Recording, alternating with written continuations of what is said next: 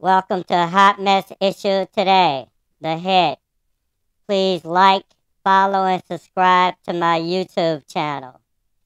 The topic today is all of these Republican candidates that's running for president. One, I think is a scam.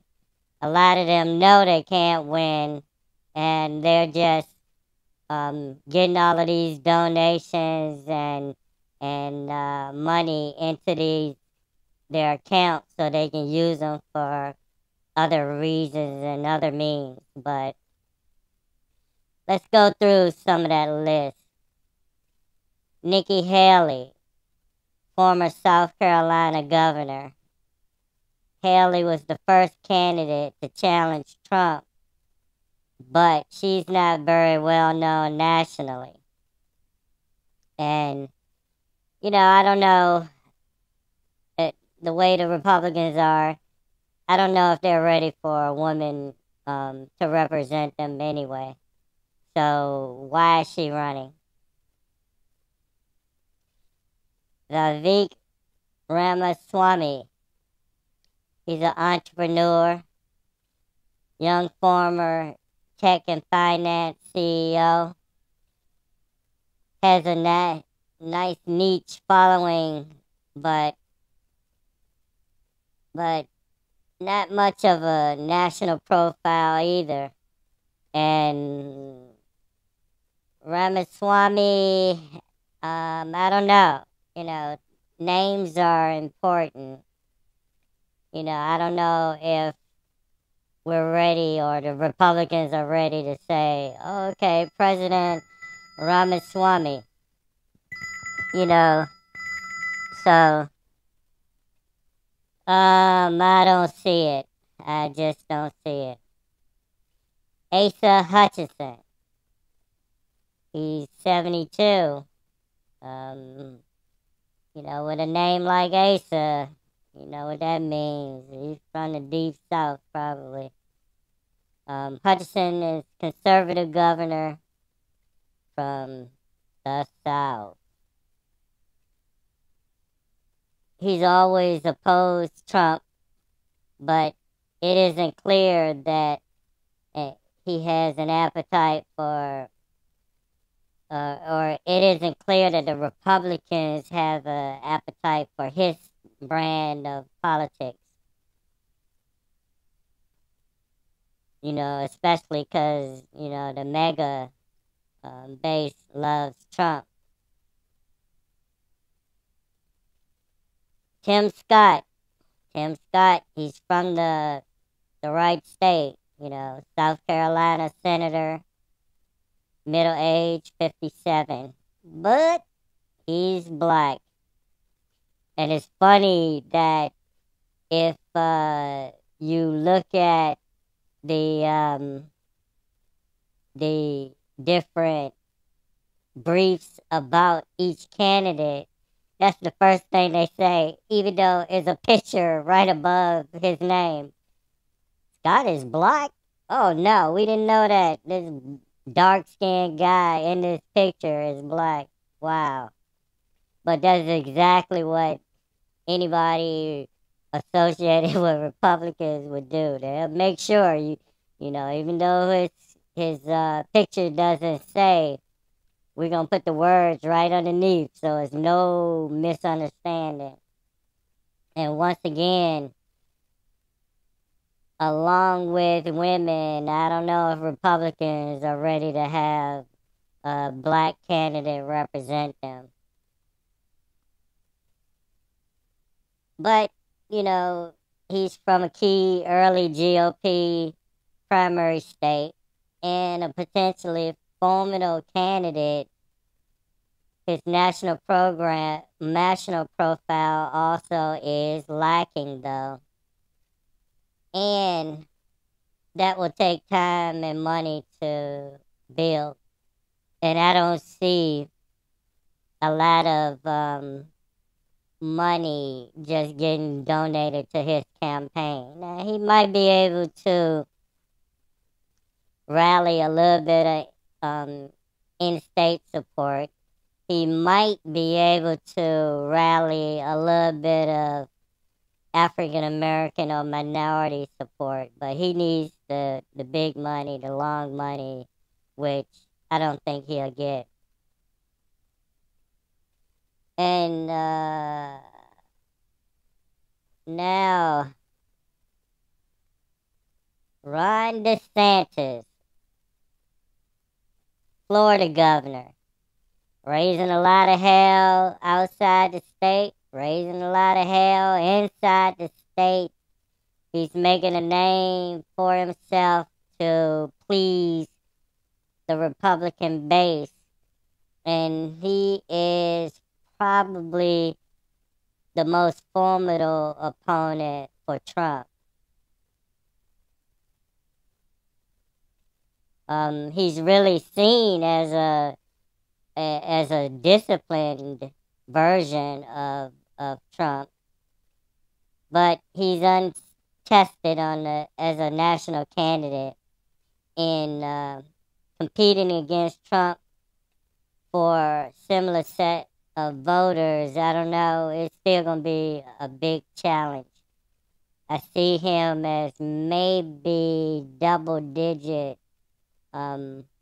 percentage points behind the same voters that Trump has. I don't, but he will knock off probably gathering the biggest chunk of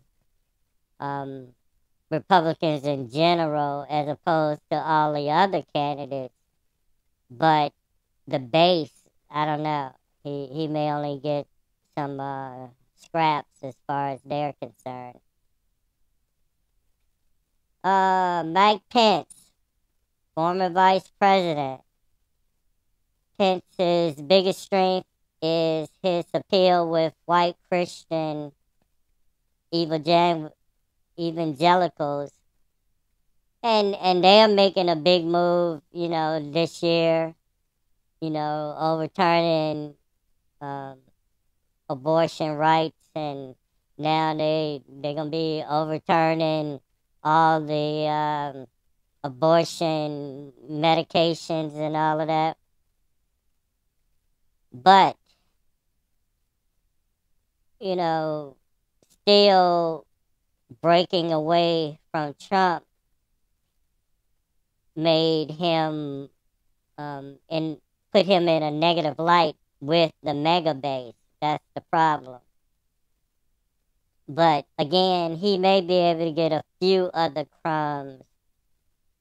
But if they chip away with just crumbs, that still leaves Trump garnering, the largest number of Republicans. And then there's Chris Christie. He's the former New Jersey governor. He's a former GOP star.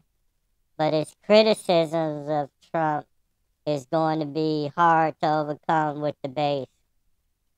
And that's the thing. If all of these guys had, jumped out earlier, they would have had a lot more time being kind of falling into place with the base. They go out one at a time, and they don't go out strong going against Trump, and that's their problem. Doug Burgum, North Dakota governor. Now, that purely got to be, let me just raise some money, buy me a few Mercedes or a few trucks since he in North Dakota. Because North Dakota, the whole state don't even have the population as some of the medium-sized cities in the rest of the country. And he think he can be president of North Dakota. He gonna become president of the United States. He's less well-known political outsider who's, entrepreneur experience. and healthy wealth from his homegrown software company. So basically, he's looking for some loopholes to hide his money or, tax evade, and so he probably came up with the idea, let me run for president and, I can save on taxes and all of this.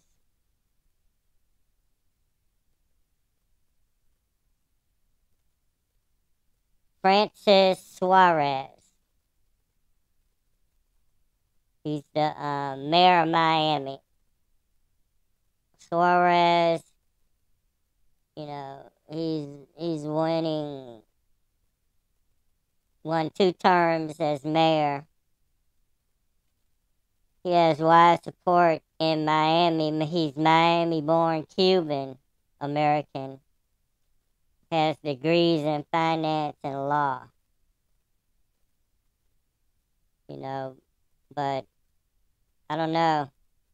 Suarez, again, I don't think the Republican Party is ready for Cuban, Hispanic sounding presidential candidate as well.